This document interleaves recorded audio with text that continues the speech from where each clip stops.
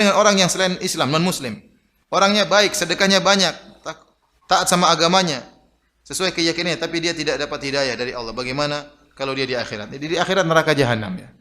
Jadi ada orang dua model orang yang kafir. Orang yang kafir yang dia sama sekali tidak pernah dengar tentang Islam, atau dia mendengar Islam dengan pendengaran yang buruk sehingga dia tidak masuk Islam. Maka orang ini mungkin dapat uzur karena Allah berfirman, "Wa ma kunna mu'adzibina hatta nab'atsa rasula." Kami tidak akan mengadab sampai kami utus apa? Rasul, atau orang yang menjalankan fungsi rasul seperti dai, seperti buku, ini menjalankan fungsi rasul.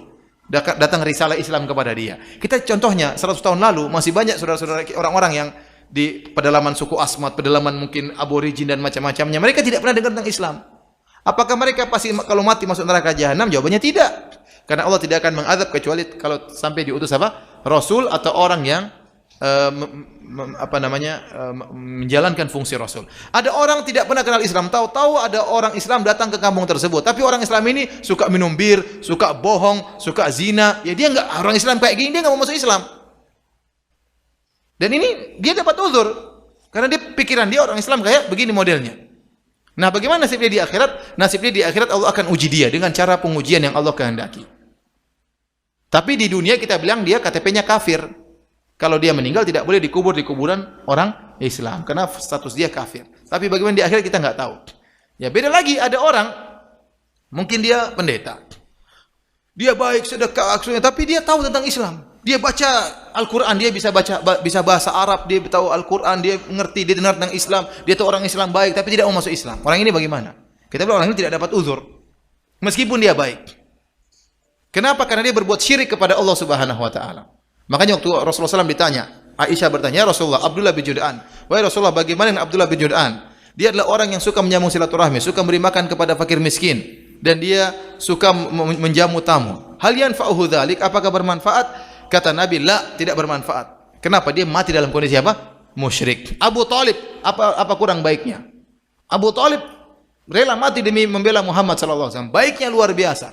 Tapi meninggal dalam kondisi musyrik, masuk neraka jahanam. Gampangannya begini. Sekarang kalau secara ini hanya sekadar analogi. Kalau ada kita sebagai bapak, anak kita ini lahir dari rahim istri kita. Kita yang biasa sejak kecil, kita yang setengah mati cari nafkah untuk membiayain dia, untuk kasih makan dia. Kemudian sudah besar kita sekolahkan dia. Kebutuhannya kita penuhi semuanya. Kita bawa jalan-jalan, kita bawa semua. Kemudian kita kuliahkan. Kita kuliahkan, waktu kuliah kita kasih uang begitu banyak, ongkos masuknya semua. Setelah dia lulus jadi sarjana, dapat kerja, punya penghasilan, tahu-tahu dia berbakti sama bapak yang lain. Kira-kira gimana? Ini kurang ajar anak saya. Ya. Tahu-tahu dia lupakan kita, dia berbakti kepada bapak yang lain. Atau dia menganggap bapaknya ada dua. Nah, saya punya bapak dua. Kita nggak suka. Kamu yang saya pelihara sejak kecil saya, bukan orang lain. Kamu dari hasil air mani saya. Kenapa kau berbakti sama bapak yang lain? Gambarnya kira-kira demikian. Allah yang telah memberikan kita segala sesuatu, rezeki, yang menciptakan kita dari tidak ada menjadi ada. Kemudian dia beribadah kepada makhluk. Ini nggak benar seperti ini. Dia beribadah kepada makhluk, tidak beribadah kepada pencipta alam semesta. Meskipun dia baik, meskipun dia suka bersedekah, tetap saja masuk neraka jahanam. Kenapa dia melakukan dosa yang tidak mungkin diampuni? Dosa syirik kepada Allah Subhanahu wa taala.